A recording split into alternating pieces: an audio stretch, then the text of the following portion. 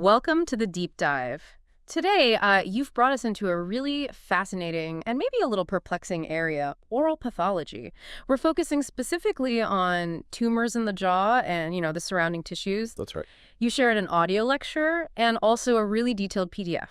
And, well, between them, they cover a huge range of these growths, from ones that start with the cells that actually form teeth to others that come from the bone itself. Yeah, it's a broad spectrum. So our goal today is to really understand what makes each of these unique, maybe cut through some of the technical stuff and highlight what's surprisingly interesting about them. Exactly. And you've given us a great mix here. The audio, it gives that more natural sort of conversational flow, while the PDF provides the structure and the necessary detail. It's pretty much perfect for getting a real handle on this complex topic. Yeah, it seems like a good combo. Now, right at the start of the audio, there was this point about the difference between a tumor and a neoplasm. It even sounded like the person giving the lecture was kind of navigating some tricky definitions there. Yeah, it can get a bit fuzzy. So for our deep dive today, let's try to simplify it. We're mostly going to be talking about what are generally considered benign tumors. So think of these as growths that just stay local, right? They don't spread elsewhere in the body. Right, they stay put. Of course, if we come across any malignant ones, the cancerous types that can spread, we'll definitely point those out. But our main focus will be on these benign, localized growths. That's a really helpful way to frame it, I think. The terminology, it can definitely get tangled, but understanding the behavior, whether it stays put or has that potential to spread, that's really the most important thing for grasping what we're discussing today. Okay, good. So let's dive into the odontogenic tumors first. Both your sources tell us these originate from, leftover bits of tissue that were involved in forming our teeth way back when. Yeah, remnants. And here's a real head-scratcher. The audio mentioned that we don't really know why these happen. Yeah, the etiology is often unknown. It's quite something. They're found pretty much only in the jaws, and sometimes maybe in the gums, too. It's like these echoes of tooth development just decide to wake up later on. And what's fascinating there is exactly that, how these remnants of really specialized tissue from our, developmental past can suddenly give rise to such a variety of growths much later in life. And you're right, the fact that the precise triggers for this are still largely unknown is, well, it's a big area of ongoing research. It really is. It's like these tiny biological seeds just lie dormant, and then for reasons we don't quite get, they start to grow. So the first one we're going to unpack is ameloblastoma. The audio really flagged this one as significant. It's a big one. Both sources agree it's benign, so it won't travel to other organs, but, and this is key, it's locally aggressive. Think of it like a persistent weed in your garden stays in one spot but keeps growing and causing problems right there.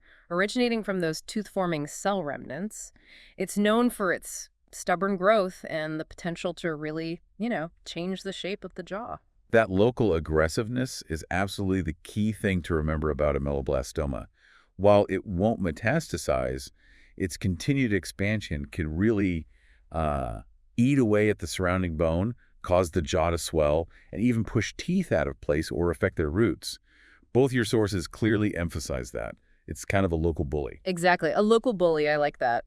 The PDF gives us an average age of around 40 when people are diagnosed, but it seems it can really pop up at almost any age. Yeah, wide age range. Location-wise, it's most common in the back of the lower jaw, right? In that area where your molars are and the jaw starts to curve up, the mandibular molaramus area. If it shows up in the upper jaw, it's usually the molar region there as well. And initially, you might not even know it's there. It's usually asymptomatic, the sources say. Right. Often an incidental finding. But then it can start to cause a jaw to expand. Maybe your teeth start moving around. You might notice your bite isn't quite right anymore. It can cause root resorption, where the tumor actually eats away at the tooth roots, and actual bone loss. The audio even mentioned it can lead to malocclusion, where your teeth don't line up properly. And when dentists look at an X-ray, as both sources highlight, an ameloblastoma will always appear radiolucent, so it shows up as a dark area, indicating a less dense region in the bone. Always dark. Okay. What's interesting is the different patterns this dark area can take. It can be unilocular, meaning it's sort of a single distinct cavity, or multilocular, which gets described with really evocative images like soap bubble or even honeycomb appearance. Oh, yeah. The audio did a good job pointing out that while it's always dark on the X-ray, the specific pattern of that darkness can vary quite a bit. Yes, those visual descriptions really help you picture it, don't they? The PDF also mentions that these tend to be slow growing and have pretty well-defined sclerotic margins. You can think of that as like a border of denser bone trying to contain it. A rim. Except for this one type, the desmoplastic type, which can have more fuzzy, ill-defined edges. Right. That was a bit different. And as we said, the exact cause is unknown, but the sources offer a few possibilities. Leftovers from the enamel organ, those tiny groups of cells called odontogenic rests, like molasses and ceres. Yep. Rests of molasses, rests of serum. Right. Also, the reduced enamel epithelium, which is involved in tooth eruption, and even the linings of odontogenic cysts, particularly dentigerous cysts that form around impacted teeth. It's like a cellular whodunit with a few potential suspects from our dental development days. It really is. And under the microscope, a key feature that helps identify it, which the audio also mentioned, is the presence of these palisading columnar cells arranged around nests of epithelial cells. Palisading, like a fence. Exactly like a picket fence. Imagine a group of tall, rectangular cells all lined up neatly on the outside of other groups of cells. This arrangement actually resembles the enamel organ, the structure that forms enamel on our teeth. Right, so that organized cellular structure is a big clue for the pathologists looking at the tissue samples. Now, the PDF breaks it down into several biological subtypes. There's solid multicystic, cystic, peripheral, malignant, and ameloblastic carcinoma. The audio seemed to emphasize the solid multicystic as the most common and, well, the most aggressive of the benign types, often showing that honeycomb look on the X-ray. Yeah, that's the classic one. Then you have the cystic type, which is less aggressive, but kind of surprisingly, has a higher chance of coming back if you just scrape it out that procedure called curettage. Right, recurrence with curettage is higher there. The peripheral type grows in the gums and is generally non-aggressive. And then thankfully rare are the malignant versions that can actually spread to other parts of the body. And those different subtypes are really important for understanding how the ameloblastoma will likely behave and, as the audio hinted, how it needs to be treated. The more aggressive nature of the solid multicystic type often means radical surgery is needed to remove it completely. Right. Whereas the cystic type, even if it looks maybe less worrisome on an image, still requires careful management because of that tendency to recur with more conservative treatment, like curettage. Makes sense. The PDF also talks about radiographic variations, like that desmoplastic type we mentioned with the less defined borders that tends to show up in the front of the jaws. Anterior jaws, yeah. And the cystic kind that might be associated with an impacted tooth and sometimes even break through the outer layer of bone, the cortex. Cortical perforation, yes. Treatment, as we've sort of touched on, really depends on the subtype. Solid usually means resection, surgically removing a section of the jaw. Cystic might be treated less aggressively, but still needs careful attention because of that recurrence risk. Peripheral just needs to be cut out locally. And the malignant ones naturally require aggressive surgery and sometimes even radiation therapy, though the PDF notes that's less common. And the fact that ameloblastoma has a high potential to come back, especially the solid type, is really crucial. Both your sources stress the need for long-term follow-up, sometimes even for 10 to 20 years, just to watch for any signs of recurrence. Wow, 10 to 20 years. Yeah, it really highlights how important it is to get it all out properly in the first place. Definitely.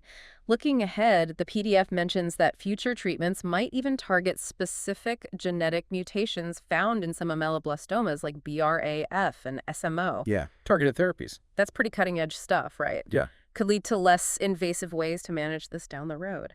Okay, let's move on to the calcifying epithelial odontogenic tumor, which thankfully is often shortened to CEOT, or sometimes called a Pinborg tumor. After Jens Pinborg, yeah. Right. The audio mentioned this one too. It's rare and benign, and its hallmark feature is the presence of these epithelial cells that calcify, meaning they lay down mineral deposits. Yes, the Pinborg tumor is definitely less common than ameloblastoma and has its own distinct set of features.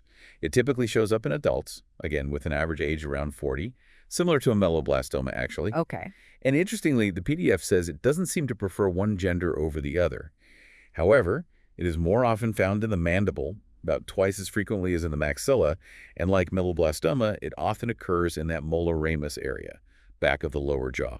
It's pretty rare to see it on the surface, in the gums. And what about symptoms? Is it often asymptomatic again? Often, yes. Yeah. It's usually discovered on routine x-rays, maybe because it has caused some expansion of the jaw, but often no symptoms. Okay. Radiographically, it can be unilocular or multilocular, so it can look like a single dark spot or have that sort of bubbly appearance.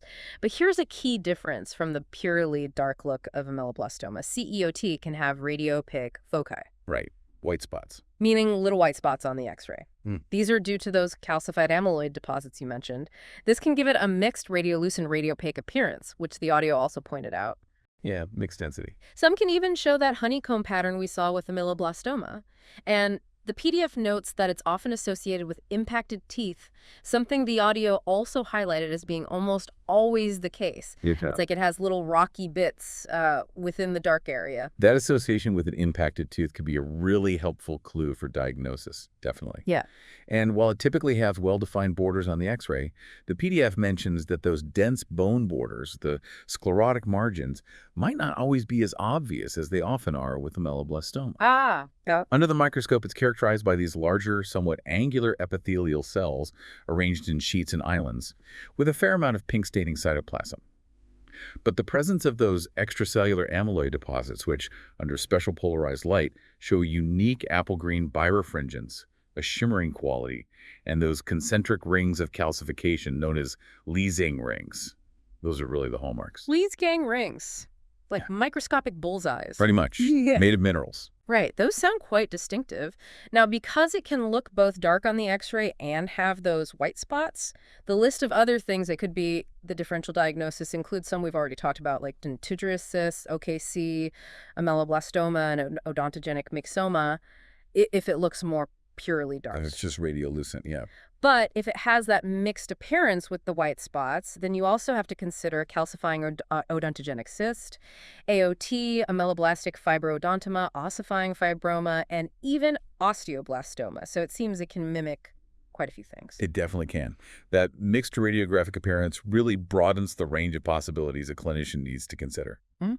Treatment for CEO is surgical excision, and this can range from a simple enucleation, just scooping it out, to a more involved resection, where a section of bone is removed, depending on the size and location. Okay. The PDF mentions that the recurrence rate is less than 20%, which is generally better than ameloblastoma, and thankfully it's very rare for it to become malignant. Good to know.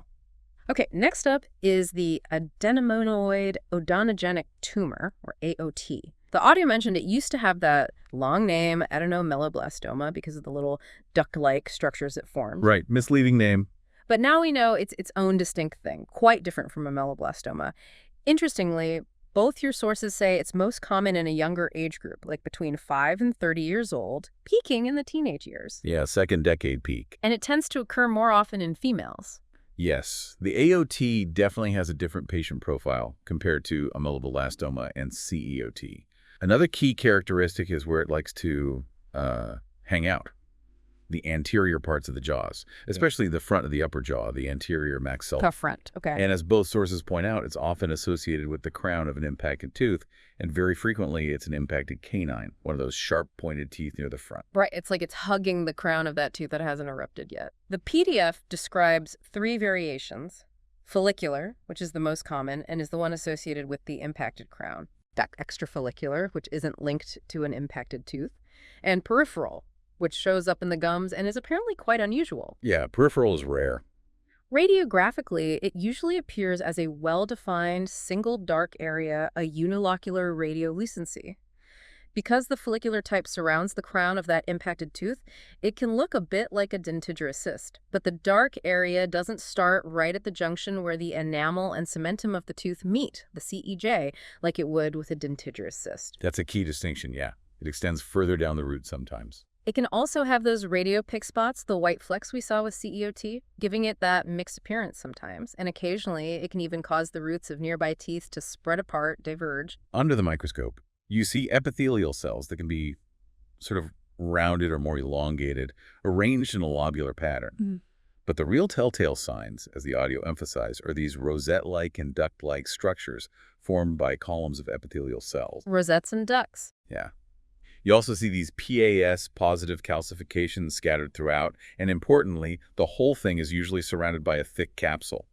That capsule, as the audio correctly pointed out, is a big reason why it's so unlikely to come back after it's completely removed. It's like the tumor has its own little bag around it, making it easier to scoop out cleanly. That encapsulation is a big deal then for treatment and prognosis. The differential diagnosis includes that dentigerous cyst we mentioned, as well as maybe a lateral periodontal cyst, calcifying odontogenic cyst, and CEOT if those white bits are present. Right, if it's mixed. Treatment-wise, it's usually pretty straightforward. Mhm. Just enucleation, simply scooping it out because of that nice capsule. Mm. And the PDF says there's basically no recurrence after complete removal, which is always great news for the patient. Yes, the AOT is generally a very well-behaved tumor with an excellent prognosis as long as it's fully removed. It's one of the good ones, relatively speaking. Right.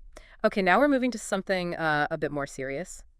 The clear cell odontogenic tumor, or maybe we should say carcinoma, as both your sources make it pretty clear that it's considered malignant, Yes, definitely malignant. meaning it's cancerous and has the potential to spread. The audio even raised the question of why it's often discussed alongside benign tumors, given its nature. It's rare and aggressive, and its defining feature is the presence of these clear cells under the microscope. It's really important to stress the malignant nature of the clear cell odontogenic carcinoma. It tends to occur in older individuals, typically over the age of 60, and the PDF notes that it's more common in women. Older patients, okay. It can develop in either the mandible or the maxilla, and unlike many of the benign tumors we've been discussing, it can actually be painful, although it can also be asymptomatic in some cases. And radiographically. Mhm. The PDF describes it as a poorly circumscribed radiolucency. So, a dark area on the X-ray, but the edges are not well defined and clear.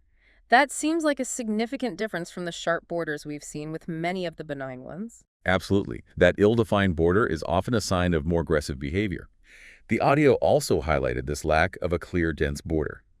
Microscopically, it's characterized by sheets, nests, or cords of cells that have this distinctive clear cytoplasm.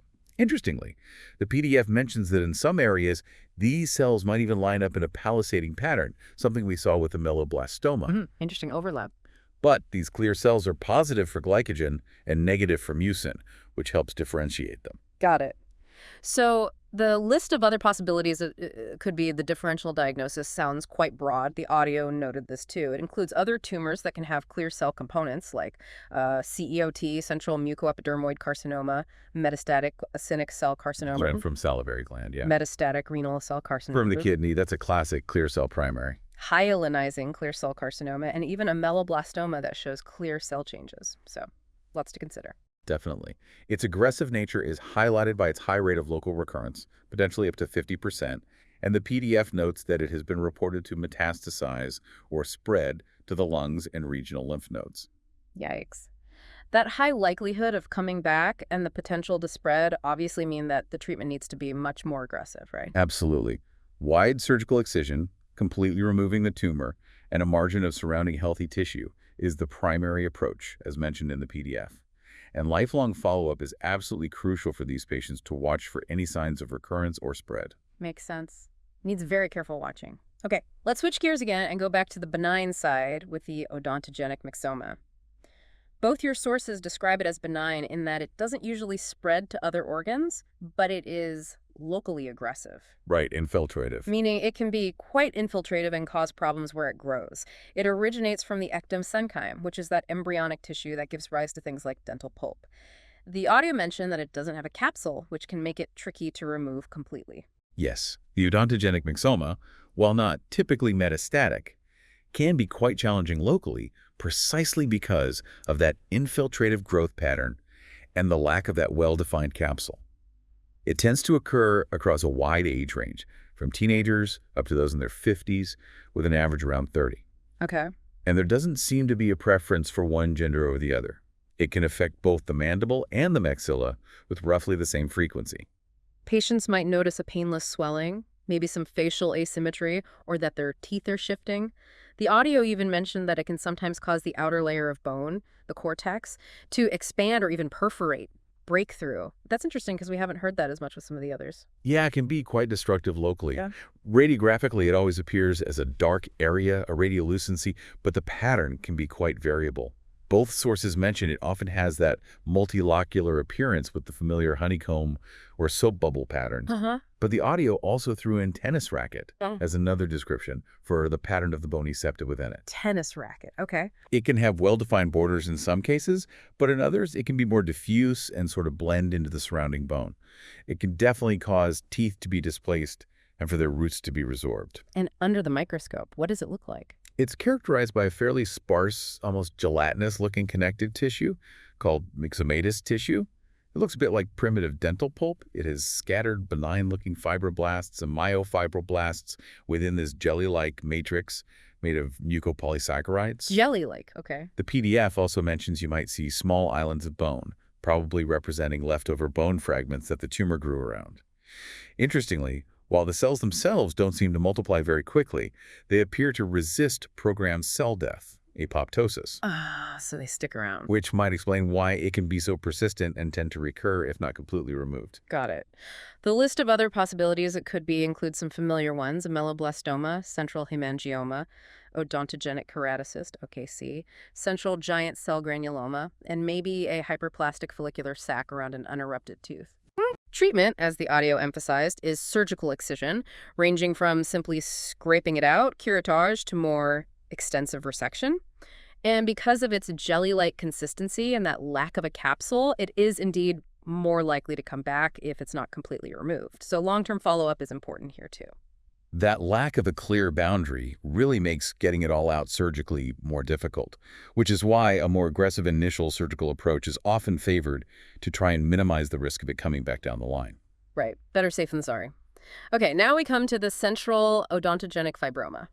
The PDF describes this as rare and benign, also originating from that ectomesenchyme.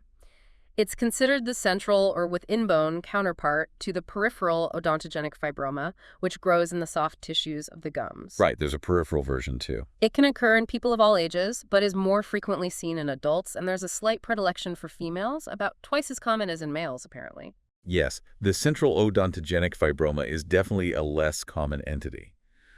While it can occur in both the upper and lower jaws, the PDF notes that around 45% of cases are found in the front part of the upper jaw, the anterior maxilla, going back maybe the first molar tooth. Okay. Anterior maxilla again. Patients might experience a painless swelling, notice a tooth being pushed out of place, or feel some expansion of the outer bone. And it's not unusual for it to be found incidentally on an X-ray taken for another reason. Radiographically, it typically shows up as a well-defined dark area, a radiolucent lesion, which can be either multilocular with that bubbly look or just a single cavity, unilocular. The PDF mentions it can also cause the outer bone to expand, sometimes even creating a bony depression in the palate if it's in the maxilla. Histologically, under the microscope, there are two main patterns described. There's the simple type, which has, not many epithelial cells, mostly mature fibrous tissue, and just a few leftover epithelial rests scattered around. And then there's the complex type, also called the WHO type, which has abundant strands and islands of odontogenic epithelium, and it can sometimes contain little deposits of calcified material that look like dentin or cementum. Two types. Interesting. And the differential diagnosis, what else could it look like? Things like desmoplastic fibroma, odontogenic myxoma, especially if it's purely radiolucent, maybe a hyperplastic follicular sac, or even a ameloblastoma if it's multilocular. Got it. Treatment is generally surgical removal, either by simply scooping it out, enucleation, or by a more formal surgical excision. And recurrence is uncommon, except maybe in those rare instances where there's also a component of central giant cell granuloma present, which itself can have a higher tendency to recur. Right, the pure form usually behaves well. Okay, next in our lineup is cementoblastoma, sometimes also called a true cementoma. Both your sources agree this is a rare, benign neoplasm, a true tumor that arises from cementoblasts. Those are the cells that produce cementum, the hard tissue covering the tooth root. And a key characteristic of a cementoblastoma is that it is always attached to the root of a tooth. And it forms this dense, calcified mass that essentially replaces part of the root. The audio really tried to emphasize this unique connection to the tooth root. Absolutely. That intimate connection with the tooth root is what defines a cementoblastoma. It predominantly occurs in younger people, typically in their teens and 20s, usually before the age of 25. Young patients again. And there's no significant difference in how often it occurs in males versus females. It's more commonly found in the mandible, particularly in the posterior regions like around the molars and premolars. Okay. And symptoms? Patients might experience some swelling of the jaw and occasionally a low-grade intermittent pain. Importantly, as the audio stressed, the affected tooth itself remains vital, meaning it still has its blood supply and nerve function. That's a key point. Right, the tooth is alive. Radiographically, it has a very distinctive appearance, doesn't it? Extremely distinctive. It shows up as a very dense white mass, an opaque area that is directly attached to and often replaces the root of the tooth. Crucially, as the audio pointed out, this opaque mass is surrounded by a thick, uniform, dark ring. Not just a thin line, but a distinct zone of radiolucency. Yeah, that radiolucent halo is characteristic. And this ring is continuous with the space where the periodontal ligament normally sits, the PDL space. Exactly. Under the microscope, it's a dense mass of mineralized material that looks very much like cementum, with prominent reversal lines indicating periods of deposition and resorption. The surrounding soft tissue is well supplied with blood vessels and contains numerous large, plump, active-looking cementoblasts. Okay. The audio mentioned it's similar histologically to another benign bone tumor called osteoblastoma, but the key difference clinically and radiographically is that cementoblastoma is always attached to a tooth root. Attached to the root, that's the key. The differential diagnosis includes things like odontoma, osteoblastoma if it's not clearly attached to a root, focal sclerosing osteomyelitis, which is a reaction to infection, and hypercementosis. Right. The audio did a good job distinguishing it from hypercementosis, where you just get an excessive buildup of cementum on the root, but not a distinct mass, and the normal root shape is still kind of discernible. Plus, there's usually no resorption of the original root structure, like you see with cementoblastoma. Good distinction. Yeah. And the treatment for cementoblastoma is surgical extraction of the tooth along with the attached tumor. Often, some of the surrounding bone needs to be smoothed out as well. Once it's completely removed, it doesn't usually come back. Extraction is the way. Okay. Now we have periapical cemento-osseous dysplasia, or PCOD. The PDF states that this is a benign reactive process, not really a true tumor, that affects the bone around the root tips, the periapical region of teeth. Right. It's a dysplasia, not a neoplasm. It involves the normal bone being replaced by fibrous tissue and then a cementum-like material. The audio highlighted that it's a form of cemento-osseous dysplasia. It most commonly occurs in middle-aged adults, around 40 years old on average, and it's more frequently seen in women, particularly Black women, and it has a real predilection for the front of the lower jaw, the anterior mandible. Yes, PCOD has a very specific demographic profile. It's usually asymptomatic and often discovered as an incidental finding on dental x-rays taken for other reasons. And importantly, again, the affected teeth remain vital. Vital teeth, okay. Radiographically, it goes through different stages of appearance, right? It does. It evolves over time. Initially, it looks like a dark area, a radiolucency around the root tip. Then it transitions to a mixed appearance with both dark and white areas as that cementum-like material starts to deposit. And finally, it becomes predominantly white or radiopaque, often with just a thin, dark border remaining.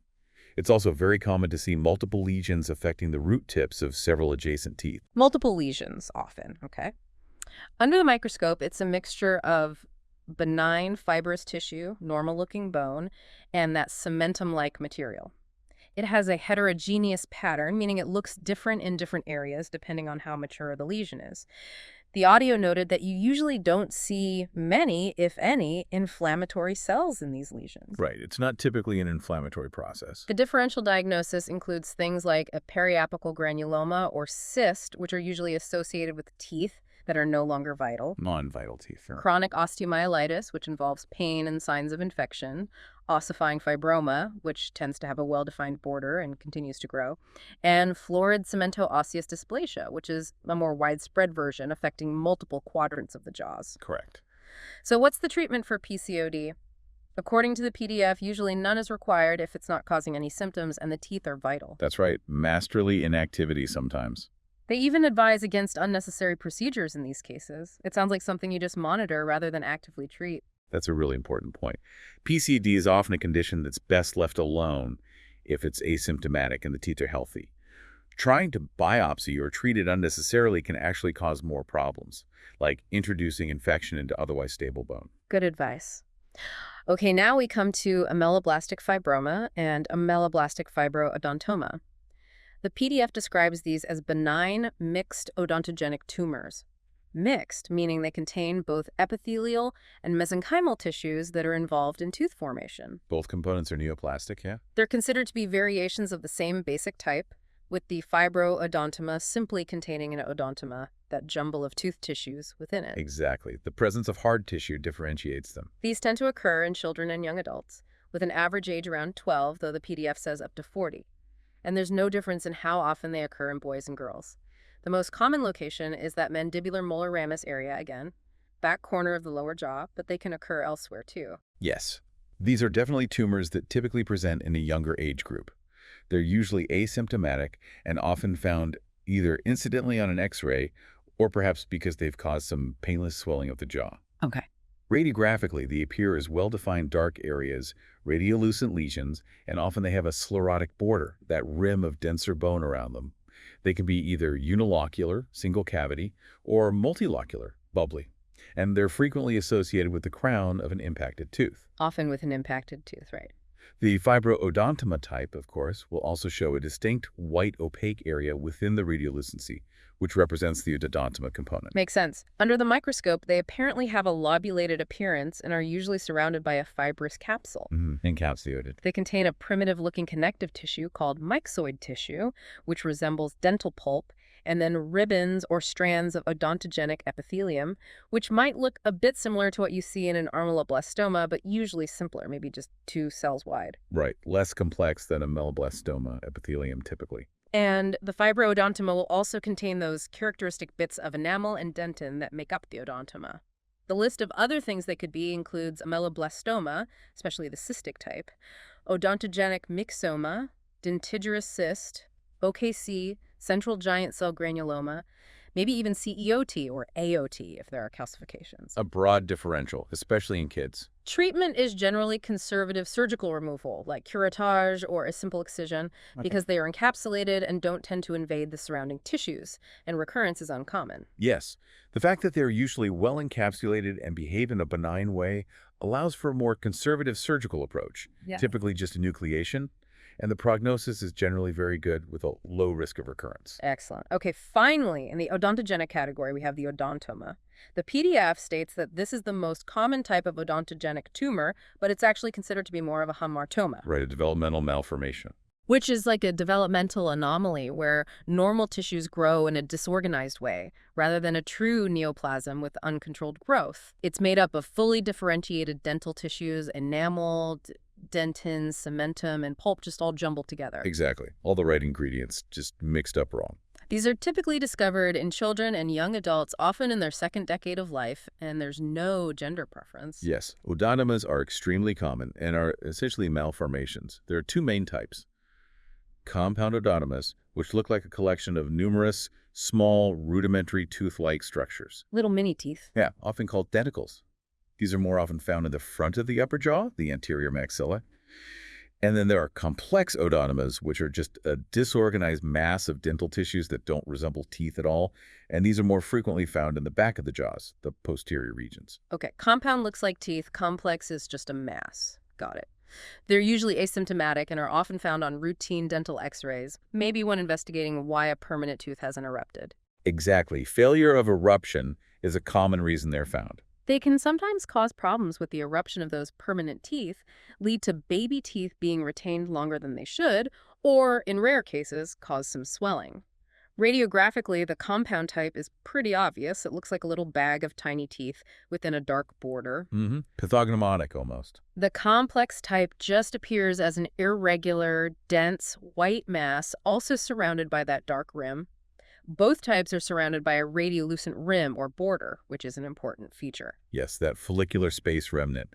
Under the microscope, they simply look like normal dental tissues, enamel, dentin, cementum, pulp all mixed up. The enamel might be poorly mineralized if it's still developing. Sometimes you see ghost cells, but they don't really mean much here. Treatment sounds straightforward. Very straightforward. Simple enucleation, just surgically removing the mass, and it's completely curative. There's no chance of recurrence because it's not a true tumor. Often, if it's associated with an impacted tooth, that tooth might be removed at the same time or managed separately. Great prognosis then. Okay, that was a real marathon through the odontogenic tumors. It was quite a list. Let's now move into the realm of non-odontogenic tumors, those growths that don't originate from tooth-forming tissues but can still occur in the jaws. First up is ossifying fibroma. The PDF describes this as a benign neoplasm of the facial bones, particularly the jaws. Normal bone gets replaced by fibrous tissue that also contains mineralized material resembling bone. Right. The exact cause isn't known, but maybe genetic factors play a role. It's classified as a benign fibro-osseous lesion. Yes, ossifying fibroma is one of the key benign fibro-osseous lesions. It typically presents in adults, often in their 30s or 40s, and it's more commonly found in women.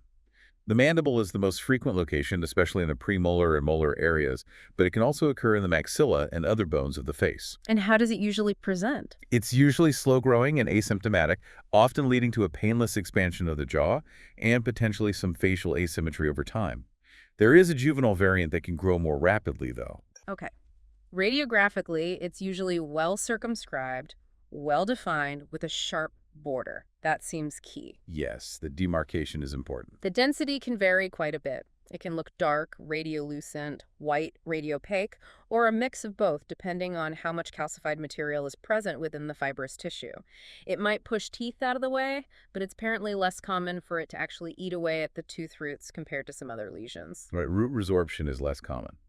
Under the microscope, you see that cellular fibrous tissue with spindle-shaped fibroblasts and variable amounts of new bone formation. This can be in the form of little islands, interconnected trabeculae, or even spherical calcifications.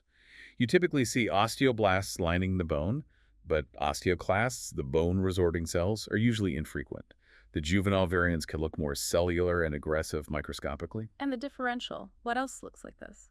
Well, the main differential is fibrous dysplasia, which we'll talk about next. That typically has poorly defined borders and blends into the surrounding bone. Other fibro-osseous lesions, maybe osteoblastoma if it's very opaque, or even focal cemento-osseous dysplasia, or chronic osteomyelitis if the appearance is mixed. Okay. Treatment is surgical removal, usually curettage or enucleation because it shells out nicely due to that capsule or well-defined border. Resection might be needed for very large or aggressive juvenile types. Generally, the prognosis is good with a low chance of recurrence if it's completely removed. Good, which brings us neatly to fibrous dysplasia. The PDF tells us this is actually a bone disorder, not a true neoplasm. Normal bone and bone marrow get replaced by fibrous tissue, making the bone weaker and prone to expansion. Exactly. It's a developmental issue, not a tumor. It can affect just one bone, which is called monostotic and is the most common form, 80%. Cool. Or it can affect multiple bones, polyostotic, and that form can sometimes be associated with certain syndromes like McCune-Albright syndrome. It's caused by a mutation in the gene AS gene, apparently, but it's not inherited. It happens after conception. Yes, a post-zygotic mutation. It leads to abnormal proliferation and differentiation of bone-forming cells. Fibrous dysplasia usually makes its first appearance in childhood or adolescence. The monostotic form doesn't seem to prefer one gender, but the polyostotic form is a bit more common in females. And in the jaws. It affects the maxilla more often than the mandible. It can also commonly affect other bones like the ribs, femur, and tibia. It's usually asymptomatic, typically causing just a painless swelling or gradual deformity of the bone. In more severe cases, especially polyostotic, it can lead to significant functional or cosmetic issues. Radiographically, it has a very characteristic appearance, doesn't it? Described as ground glass or sometimes peau d'orange, like orange peel texture. Exactly, that ground glass opacity is classic. The borders of the lesion are poorly defined, and it seems to just blend gradually into the surrounding normal bone. There's no sharp demarcation.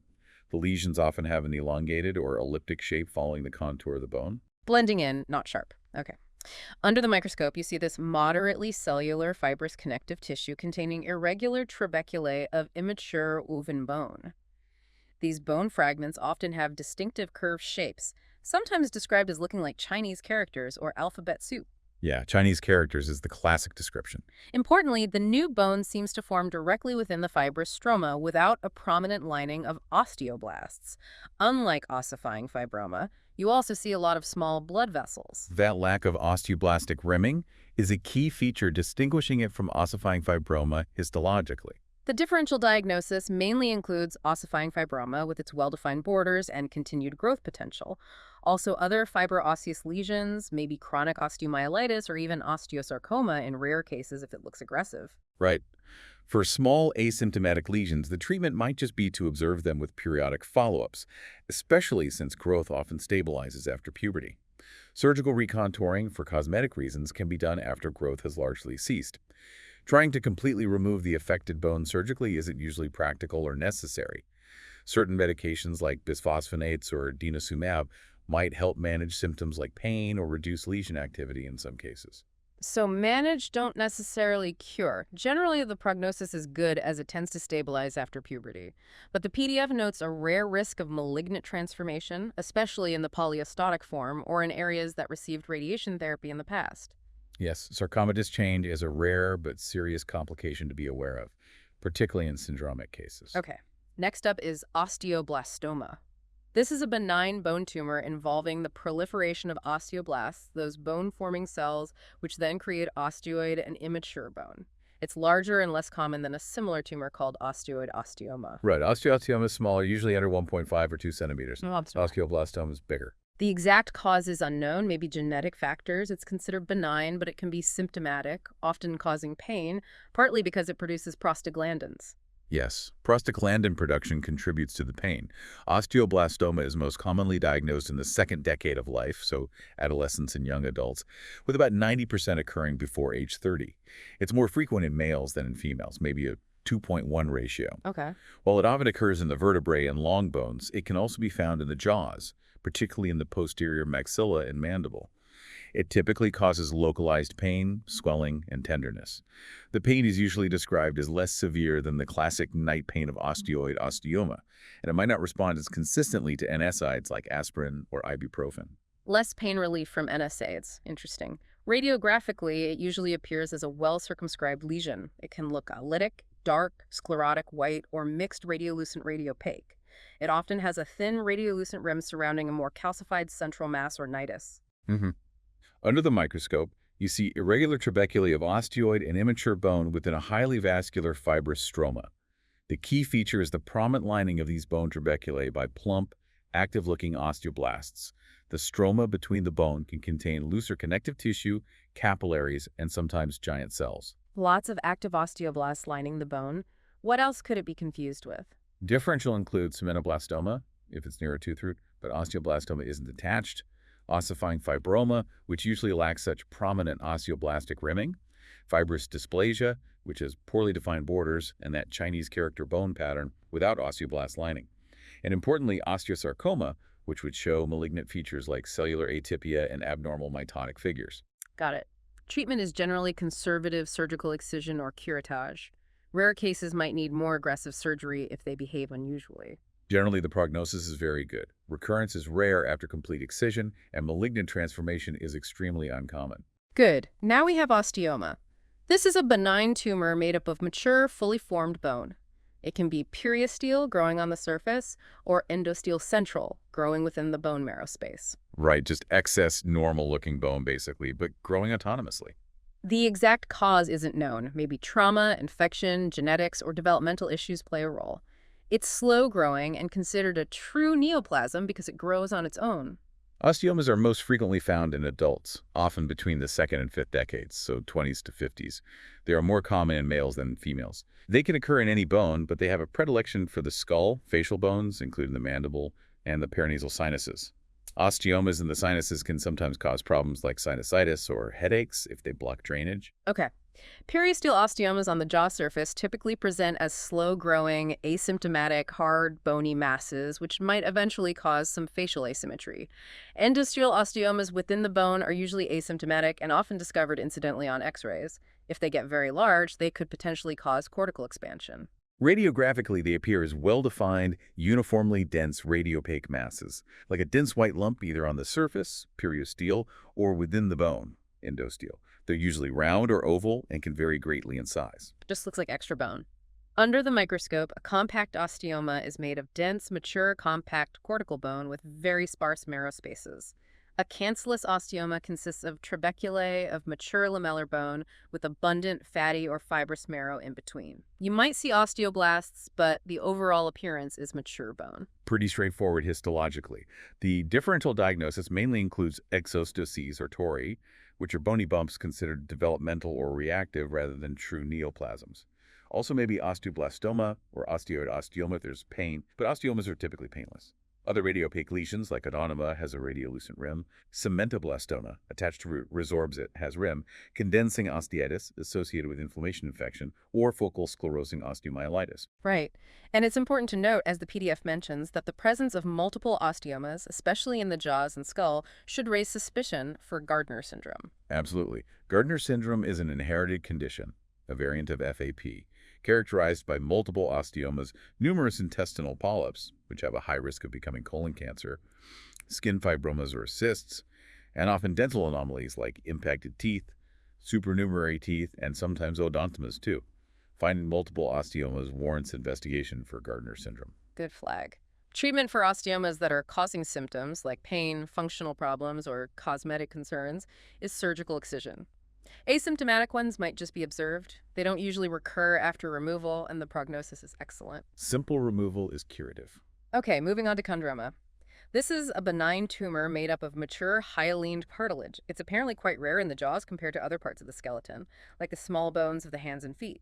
Yes, cartilage tumors in general are uncommon in the jaws. The exact cause is unknown, but they're thought to arise perhaps from leftover embryonic cartilage rests. It's a true neoplasm involving the proliferation of chondrocytes, cartilage cells. They are most commonly diagnosed in people under 50, with about equal frequency in males and females. In the head and neck, common sites include the nasal septum, ethmoid sinuses, sometimes the anterior maxilla, and various parts of the mandible like the body, symphysis, coronoid process, or even the condyle jaw joint, but overall, rare in the jaws themselves. They usually present as a painless, slow-growing swelling, causing gradual expansion and maybe facial asymmetry. It rarely ulcerates the overlying mucosa. On an X-ray, they typically appear as an irregular radiolucent dark area, but they might contain radiopaque foci, white spots, due to calcification within the cartilage, giving a mixed appearance. The borders can be variable. Okay. Under the microscope, they are made up of well-defined lobules of mature hyaline cartilage. The cartilage cells, chondrocytes, are typically small, residing in lacunae spaces, and have single, regular nuclei. Cellularity can vary. A key challenge for pathologists is distinguishing a benign chondroma from a low-grade or well-differentiated chondrosarcoma, which is the malignant counterpart. That distinction is crucial because chondrosarcoma requires much more aggressive treatment.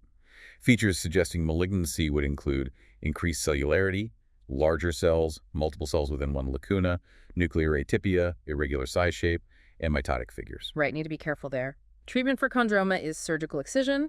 The prognosis is generally good. It's unusual for them to recur. But if a lesion diagnosed as chondroma does recur, the possibility of it actually being a low-grade chondrosarcoma should be strongly considered. Yeah, recurrence warrants reevaluation. Next up is central giant cell granuloma, often abbreviated as CGCG. This is described as a benign intraosseous within bone lesion characterized by a proliferation of fibroblasts and multinucleated giant cells within a vascular stroma, and it's found almost exclusively in the jaws. Yes, CGCG is pretty unique to the jawbones. Its exact nature has been debated, reactive versus neoplastic, but it's now generally considered a benign neoplasm due to its sometimes unpredictable and locally aggressive behavior. The thinking is that fibroblasts proliferate and recruit monocytes from the blood, which then fuse to become the characteristic multinucleated giant cells resembling osteoclasts. Interesting mechanism. It's most commonly seen in children and young adults, with maybe 75% of cases occurring before age 30. It's also more frequent in females than in males, about 2.1. Right, young females predominantly. And it's more common in the mandible than the maxilla, often occurring anterior to the permanent molar teeth, and it can sometimes cross the midline of the jaw. How does it present? Typically painless swelling or expansion of the jaw. However, some cases behave more aggressively, causing pain, numbness or tingling, paresthesia, rapid growth, resorption of tooth roots, and even perforation of the cortical bone. Yeah, there's a spectrum from non-aggressive to aggressive behavior. Radiographically, it typically appears as a radiolucency, dark area, that is often non-corticated, lacks a dense bony border. It can be multilocular, giving that soap bubble look, or unilocular. The borders are often well demarcated, but frequently described as scalloped, where it curves between tooth roots. Aggressive lesions might show less distinct borders, cortical perforation, or significant root resorption. Scalloped borders, okay. Under the microscope, you see a background of plump, uniform, spindle-shaped fibroblasts in a collagenous matrix, interspersed with the hallmark multinucleated giant cells. These giant cells can be clustered focally or more evenly distributed. You often see areas of hemorrhage and hemosiderin-laden macrophages, cells that have ingested old blood pigment. It's important to differentiate CGCG from other lesions containing giant cells. The main one is the brown tumor of hyperparathyroidism. So, checking serum calcium, phosphate, and parathyroid hormone, PTH levels, is crucial to rule out hyperparathyroidism, as the histology can look identical. Other differentials might include aneurysmal bone cyst, which often occurs with CGCG, or cherubism, a hereditary condition causing bilateral jaw swelling in children. Odontogenic tumors like ameloblastoma, myxoma, or OKC can also be in the radiographic differential if multilocular. Good point about checking PTH. Treatment is typically surgical, involving excision or thorough curettage, often including removing a small margin of peripheral bone to reduce recurrence risk. Recurrence rates vary, reported anywhere from 10% to potentially higher, especially in younger patients, children, teens, and those with lesions showing aggressive clinical or radiographic features. Sometimes non-surgical treatments like injections of corticosteroids or other agents, calcitonin and interferon, are used particularly for large or recurrent lesions or in children to avoid more deforming surgery. Interesting alternative therapies. Okay, finally, we have hemangioma of bone. This is described as a rare, benign vascular lesion involving a proliferation of blood vessels within the bone. It can sometimes mimic other odontogenic or non-odontogenic jaw lesions, and importantly, it carries a risk of significant hemorrhage if disturbed during surgery or biopsy. Yes, the vascular nature makes it potentially dangerous. Hemangiomas of bone are most often diagnosed in the second decade of life, and like several other lesions we've discussed, they seem to be more common in females, maybe 2.1 ratio. Second decade, females again. They tend to occur more frequently in the mandible than the maxilla, with the posterior mandible being the most common site within the jaws. Many are asymptomatic and discovered incidentally on x-rays. When symptomatic, they might present as a firm, slow-growing, asymmetric swelling. A really suggestive, though not always present, symptom is spontaneous gingival bleeding in the affected area that's almost pathognomonic if seen. Spontaneous bleeding gums, wow. Larger lesions might cause pain or paresthesia, numbness tingling, due to nerve pressure, tooth mobility, or even an audible bruit or palpable pulsation if the blood flow is significant. Radiographically, the most common appearance is a multilocular radiolucency, again with potential soap bubble or honeycomb patterns due to the bony trabeculae within the vascular spaces. Less commonly, it can be unilocular. It may cause root resorption or displacement.